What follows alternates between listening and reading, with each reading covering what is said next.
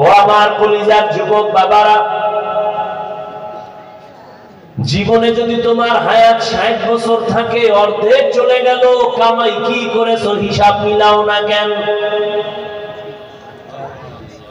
দুনিয়াতে কি রেখে যাইবা, সাথে কি নিয়ে যাইবা, মাত্র দুইটা হিসাব।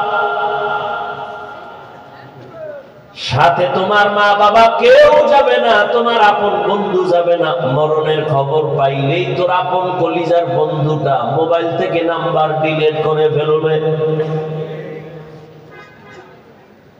কেউ তোমার আপন নাই জমিনে। তুমি যাদের পেছনে ধান্দায় পইরা আজকে আল্লাহ চিনো না, নবী চিনো না, আসলে সে তোমাকে ভালো জানে না। এজন্য আমি বলি, তুমি যাকে ভালোবাসো সে তোমার বন্ধু না, যে তোমাকে ভালোবাসে সে তোমার বন্ধু। তুমি যাকে ভালোবাসো সে তোমার বন্ধু না, তোমাকে যিনি ভালোবাসে সে তোমার বন্ধু।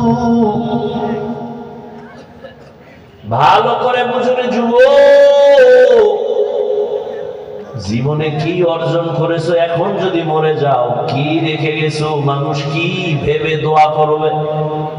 আমার তো মনে হয় এমন কোন আমল নাই।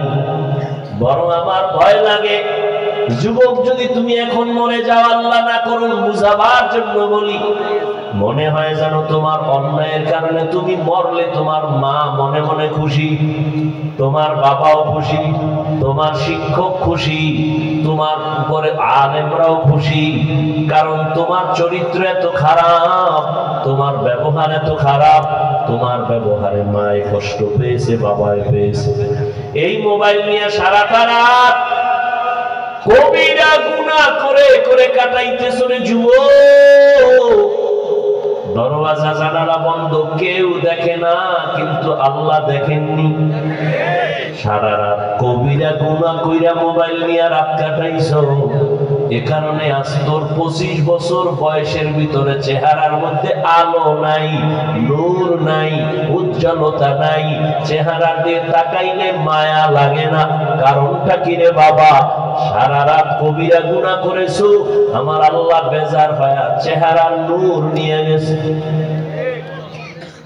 তোর মাও কিন্তু তোর উপরে কষ্ট, তোর মা বাবারে ভালো ব্যবহার আদর্শ দিতে পারো নাই, শিক্ষকের কোনোদিন ভালো ব্যবহার উপহার দিতে পারো নাই।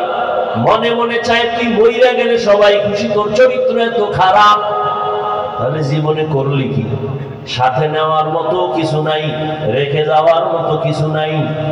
ও যুবক, অথচ তুমি যদি জেনারেল লাইনে থাকিয়া 5 বেলার নামাজ পড়ো, ডাক্তারি পড়ো, ইঞ্জিনিয়ারিং পড়ো, প্রফেসর হও, এই জমিনে অনেক ডাক্তারের দরকার। তবে তাসলিমার মতো ডাক্তারে জাতি চায় না। ওই ডাক্তার হয় লাভ কি যে তাসলিমার মতো জুতা খায় পালাবি? এমন প্রফেসর হয়ে লাভ কি যে ঢাকা কলেজের নাস্তিক প্রফেসর আহমদ শরীফ, ওর মতো প্রফেসরে জাতি চায় না। জাতি চায় একটা আদর্শ ডাক্তার। রোগীর সিরিয়াল আছে, রোগী দেখবি, আবার আজান হয়ে গেলে নিজেও নামাজে দাঁড়াবি, রোগীদেরকেও বলবি নামাজে দাঁড়াও। এমন একটা ডাক্তার যদি হইতে পারো, দুনিয়াও তুমি বাদশা, আখিরাতেও তুমি বাদশা। তোমার নামে সুন্দর ইতিহাস লেখা হবে রে বাবা। অতএব এখনো সময় আছে, তওবা করে ফিরে আসো। আল্লাহ